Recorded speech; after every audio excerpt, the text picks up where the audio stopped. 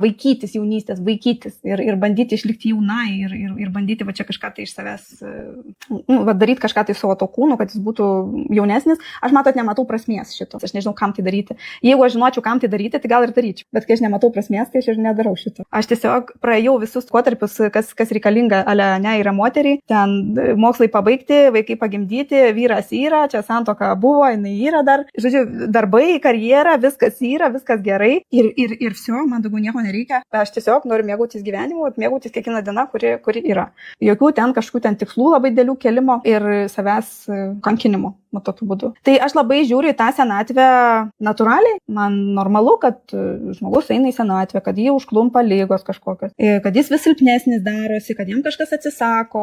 Ar ištinka širdies priepuoliai, ištinka infarktai, insultai ištinka. Ir tai yra normalu. Labai retas senas žmogus yra sveikas, teisingai. Tai ir jaunas žmogus dabar retas, kuris sveikas.